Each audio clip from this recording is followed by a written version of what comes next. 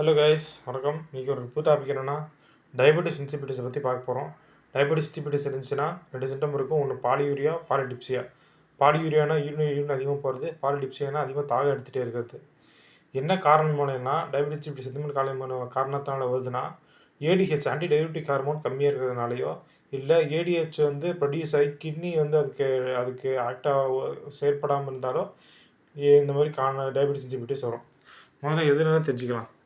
அதாவது ஹைபோதாலமஸ் என்ன பண்ணோம், ஏடிஹெச்சை ப்ரொடியூஸ் பண்ணும். எப்போ வாட்டர் லெவல் கம்மியாக இருக்குது ப்ளட்டில் அப்படின்னு தெரிஞ்சோன்னா ஹைபோதாலமஸ் ஏடிஹெச்சை ப்ரொடியூஸ் பண்ணும். ஏடிஹெச் வாசோப்ரெஷன்னு சொல்லுவாங்க. வாசோப்ரெஷன்னா ப்ரெஷர் அதிகப்படுது. வேசோனா வெசல்ஸு, ப்ரெஷர்னா ப்ரெஷரு. ஏடிஹெச்னா anti diuretic hormone. Anti diuretic hormone ஏன்னு சொல்கிறோன்னா டயூரிசிஸ்னால் ஒன்றுக்கு யூரின் வர வைக்கிறது. ஆன்டி டயூரிசிஸ்னால் அது கம்மி பண்ணுறது. ப்ரொடியூஸ் பண்ணி போஸ்டிபிலிட்டியில் சேவ் பண்ணி வச்சுக்கோங்க. போஸ்டிபிலிட்டி ரிலீஸ் பண்ணோம். இந்த ஏடிஹெச் கால்குலேட்டிவ் டக்ட் இருக்கும் இல்லையா கிட்னியில், நம்ம நெஃப்ரான் செக்ஷுவல் நெஃப்ரான்லாம் பார்த்துருப்போம் எலக்ட்ரானிக் டக்ட். அதுலேருந்து யூரின்லேருந்து வாட்டரை ப்ளட்டுக்கு போயிடும். அதாவது ஃபில்டர்லேருந்து ப்ளட்டுக்கு போகிறதுனால வாட்டர் ப்ளட்டில் அதிகமாகுது. ஆனால் யூரின் கான்சன்ட்ரேஷன் ஆகிரும். ஏன்னா ஹை கான்சன்ட்ரேட் எப்படி, ஏன்னா யூரினில் இருக்க வாட்டர் எல்லாமே உறிஞ்சிருது இல்லை ஃபில்ட்ரேட் மூலியமாக ப்ளட்டு. அதனால் நமக்கு யூரினோட கான்சன்ட்ரேஷன் அதிகமாக இருக்குது. இப்போ நம்ம டயபெட்டிஸ் இன்சிபிலிட்டிஸ் தெரிஞ்சு போகுது. என்ன டயபெட்டிஸ் இன்சிபிலிட்டிஸ் இருக்கா இல்லையா எப்படி கண்டுபிடிக்கிறது? முதல்ல தண்ணி ஃப்ளூயிட் எதுவுமே கொடுக்காம நைட்டு பூரா வச்சுருக்கணும். அப்படி வைக்கிறதுனால என்ன நடக்கும், யூரினோட கான்சன்ட்ரேஷன் அதிகமாகும். நார்மலாக இருந்துச்சுன்னா யூரினோட கான்சன்ட்ரேஷன் அதிகமாகும். நம்ம தெரிஞ்சு போச்சு இது டயபெட்டிஸ் மிலிட்டிஸ் கிடையாது.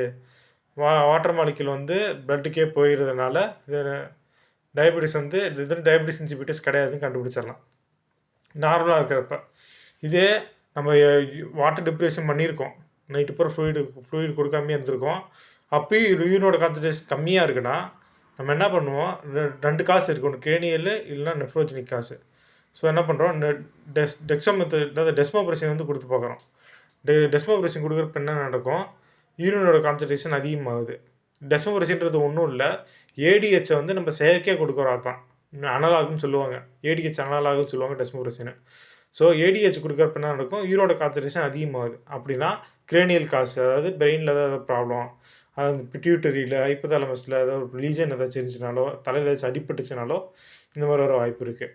இல்லையா இன்னும் டெஸ்மோப்ரெசின் ஏடிஹெச் அனலாக டெஸ்மோப்ரெசின் கொடுத்ததுக்கப்புறமும் யூரினோட கான்சன்ட்ரேஷன் அதிகமாகலை. நைட்டு பூரா டிப்ரெஷன் வச்சும் அப்புறம் டெஸ்மோப்ரெசின் கொடுத்தோம், யூரினோட கான்சன்ட்ரேஷன் அதிகமாகலை, லோவாகவே இருக்குது. அப்படின்னா நெஃப்ரோஜெனிக் காசு, அதாவது ஏடிஹெச் கொடுத்தோம், கிட்னி அதுக்கு ஒர்க் பண்ணல, இவ்வளோ ஏடிஹெச் கொடுத்தோம். ஸோ நெஃப்ரோஜெனிக் காசு, கிட்னியில் தான் ப்ராப்ளம் இருக்குதுன்னு அர்த்தம். ஸோ இது கன்ஜெனிட்டாகவும் இருக்கலாம், இன்ஃபெக்ஷன் ஏதாச்சும் வந்தால் நல்லா இருக்கலாம், லித்தியம் எல்லாம் எலக்ட்ரோலைட் இம்பேலன்ஸ் மூலமாக இருக்கலாம். Okay friends, just a short review, water deprivation test. Thank you.